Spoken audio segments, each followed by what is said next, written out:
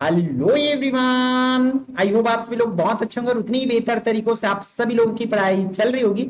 तो इस वीडियो में हम लोग देखने वाले हैं आपके त्रैमासिक परीक्षा तिमाही परीक्षा कक्षा 10वीं विषय विज्ञान की जो है आंसर।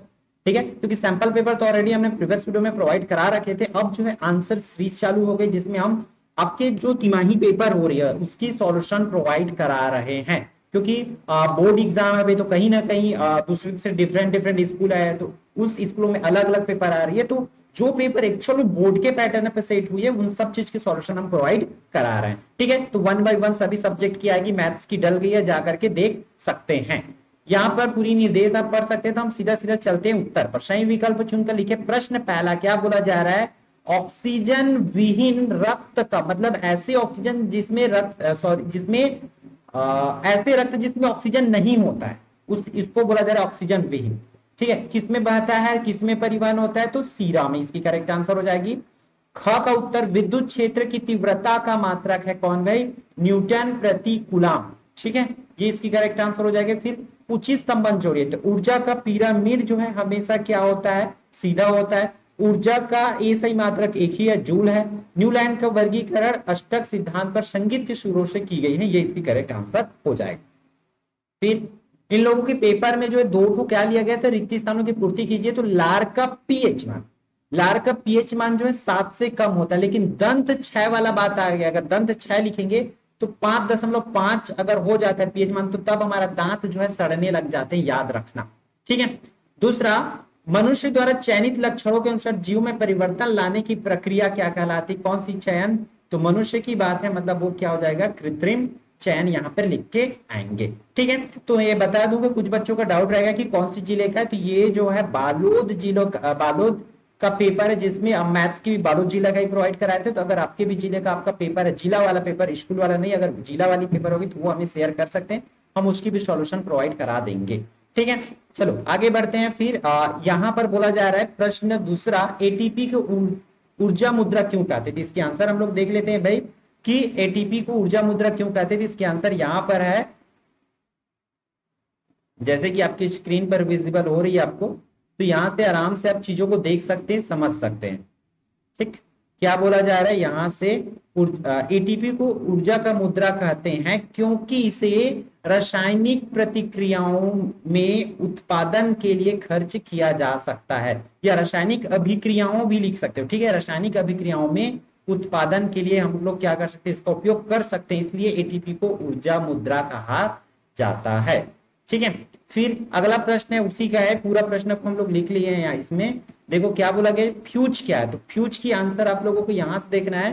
फ्यूज क्या होती है? यह एक ऐसे घटक होता है जो किसी भी विद्युत उपकरण को या विद्युत परिपथ को क्षतिग्रस्त होने से बचाने का काम करते हैं। ठीक है, मतलब ये इसका क्या होता है, जो गलनांक होते बहुत कम होता है। ठीक है, इसकी गलनांक क्या होते हैं? बहुत कम होते हैं। इस तरीके से इसमें लिख लेना है आप लोगों को।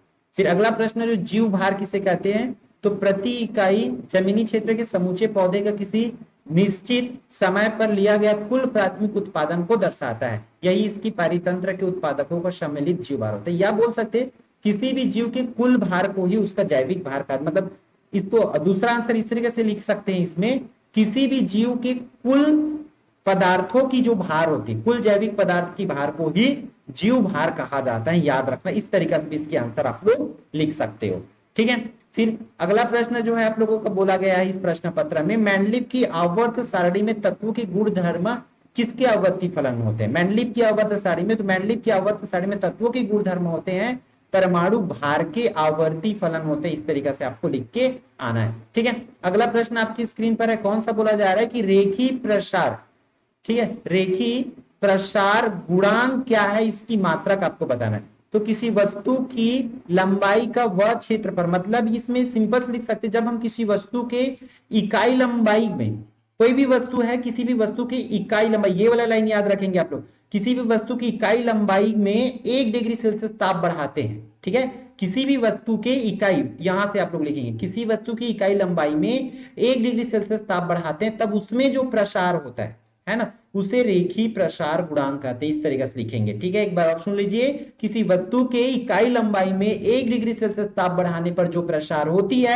उसे ही रेखी प्रसार गुणांक कहते हैं। फिर इसका एसआई मात्रक बोला गया, तो एसआई मात्रक आप लोग लिखेंगे सेल्सियस या सेंटीग्रेड, डिग्री सेंटीग्रेड भी आप लोग लिख सकते हैं। फिर अगला प्रश्न भाई देख सकते हैं, प्रश्न पेपर पर ऐसा भी नहीं कि हम अपने मन से किए, पूरा का पूरा इसी में है। जैसे कि इसमें बोला गया जीवों के विकास का सिद्धांत, ये एक्चुअल में 4 नंबर में आता है इस प्रश्न पत्र में, हालांकि 3 नंबर में रखा गया है। चलो देख लेते हैं इसके आंसर। जीवों के विकास सिद्धांत चैप्टर नंबर 1 की है। जीवों में विविधता पाई जाती है। दूसरा, विश्व में प्रजातियों की उत्पत्ति जो है मौजूद प्रजातियों से हुई है, ऐसा कि नहीं है अचानक से हो गई है। जीवों की उत्पत्ति उनके एक समान पूर्वजों से हुई है, ये वाले ऑप्शन देख सकते हैं। जीवों में विभिन्नताएं पाई जाती है जो एक पीढ़ी से दूसरी पीढ़ी में जाती है। इस तरीके से आपको एटलीस्ट 4 पॉइंट्स याद रखना पड़ेगा, ठीक है, तो इसको अच्छे से कर लेंगे। फिर 8वां प्रश्न क्या बोला जा रहा है, घ्राण सूचक के द्वारा अम्ल और क्षार की पहचान कैसे करते हैं। तो इसकी आप तो ये वाली जो आंसर्स यहाँ पर लिखा है उसको भी लिख सकते हैं, या दूसरा इस तरीके से घ्राण सूचक के बारे में बताएंगे। घ्राण सूचक किसे कहते हैं, ऐसे सूचक जिसमें हम सूंघ कर पहचान करते हैं उसे घ्राण सूचक कहते हैं।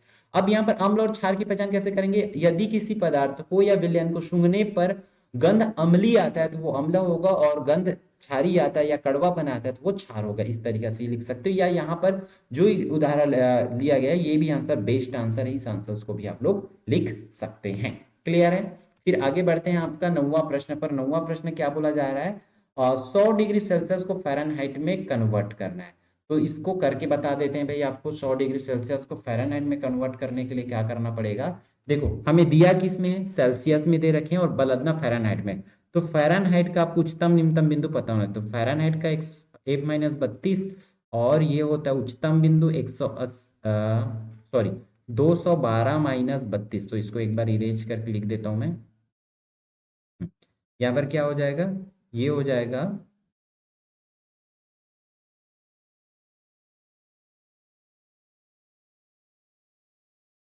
यहाँ पर लिख लेना है आपको, क्या लिखेंगे 212, ठीक है, 212-32 बराबर में सेल्सियस में बदलना है, तो सेल्सियस का C-0 और इसका होता है 100-0, ये सूत्र को याद रखना। तो 1-32, तो 1-32 ही लिखेंगे आप लोग ऐसा, और नीचे में देखो 212 में 32 घटा दोगे तो आपके पास बाकी रहेगा कितना, 180, ठीक है, 180 बाकी रहेगा, बराबर सी का मान कितना है 100, तो 100-0 तो 100, नीचे में भी 100 है, तो ये 100 कट जाएगा, तो इस साइड आ जाएगा कितना 1। तो मैं नेक्स्ट स्टेप में करूंगा 1-32 बटा में 180 बराबर में 1। 180 को जब हम लोग भेज देंगे तो आ जाएगा हमारे पास 1-32 बराबर में 180 एकम 80। अब एफ का मान अगर निकालेंगे तो 32 को भेजना पड़ेगा, तो 180 प्लस 32 बन के जाएगा इस तरीके से, ठीक है। तो एफ बराबर हो जाएगा 180 में 32 को जोड़ेंगे तो ये हो जाएगा 212। तो फ़ारेनहाइट में कितना होगा 212 डिग्री। इस तरीके से आप इसको करके आएंगे, ठीक।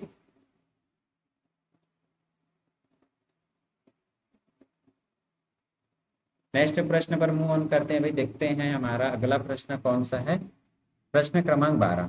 तो प्रश्न क्रमांक 12 इसकी आंसर्स आपको बता दिया जाएगा यदि 8 ओम वाला, तो इसकी questions with explanation next video में इसका बनाते हैं, ठीक है, या चैप्टर आएगी तब इसको करा दिया जाएगा, ठीक है। निम्न चित्र में ए और बी का तुल्य प्रतिरोध, तो तुल्य प्रतिरोध वाला की भी एक वीडियो बनी हुई है, उस वीडियो का लिंक मैं इस वीडियो के डिस्क्रिप्शन में डाल दूंगा, वहां से आप लोग इसको देख सकते हैं, ठीक है, क्योंकि उसको मैं बोर्ड में बताया तो आपको इजिली समझ आ पाएगा। फिर अगला और लास्ट प्रश्न है आपका स्टोमेटा वाला जो है, ठीक। तो स्टोमेटा वाला क्वेश्चन देखते हैं यहाँ पर क्या दिया हुआ है भाई। इसमें स्टोमेटा मतलब रंध्र के बंद तथा खुलने की प्रक्रिया को सचित्र समझाइए। तो इसकी आंसर के लिए हम लोग देख लेते हैं,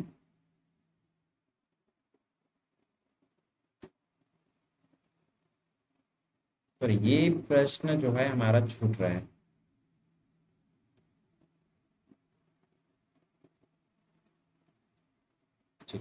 ये 10वां प्रश्न भी देख लेते हैं। 10वां प्रश्न भी इंपॉर्टेंट है। देखो इसमें क्या दे रखे हैं कि एक तत्व का परमाणु क्रमांक 12 है, ठीक है। इस तत्व का, इस तरह चैप्टर नंबर 4 से पूछे जाते हैं, ये 4 मार्क्स में याद रखना।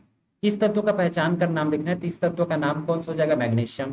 कौन से समूह संख्या में आएगा, तो समूह संख्या 2 में आएगा। कौन सी आवर्त में आएगा, तो 3 में आएगा, करके आपको लिखना होगा, ठीक है। और उसका इलेक्ट्रॉनिक विन्यास पूछा जाएगा तो इस तरीके से लिखेंगे। फिर दैनिक जीवन में पीएच का महत्व को बोला जाता है, तो ये वाली क्वेश्चन हमारा छूट रहा था 11, तो इसको भी देख सकते हो। हमारे पाचन में सहायता करती है, दांत को सड़ने से बचाते हैं, है ना, बर्तन साफ करने में, मानव रक्त का। तो इस तरीके से आप हेडिंग को इसमें से लिख सकते हैं। 13 और 14 प्रश्न और लास्ट प्रश्न है, स्टोमेटा के खुलने तथा बंद होने की प्रक्रिया को सचित्र समझाना है, मतलब उसके कार्य को बताना है, ऐसा पूछा जा सकता है इसके। तो देखो इस डायग्राम को आपको अच्छे से करना पड़ेगा। ये स्टोमेटा है, रक्षक कोशिका है, एपिडर्मल कोशिका है और क्लोरोप्लास्ट, इस तरीके से इस चीजों को मेंशन करना होगा। फिर इसके कार्य, तो वाष्प उत्सर्जन की क्रिया को नियंत्रित करता है, वाष्प उत्सर्जन की क्रिया को नियंत्रित, और दूसरा जो है आपके गैसों का आदान प्रदान होता है उसी रंध्रों के माध्यम से। फिर आपका ये उत्सर्जन तंत्र का डायग्राम पूछा गया, तो इस डायग्राम को आपको अच्छे से प्रिपेयर कर लेना इस साल के बोर्ड एग्जाम। ठीक है, तो इस फिर मिलते हैं हमारे वाले इंपॉर्टेंट वीडियो।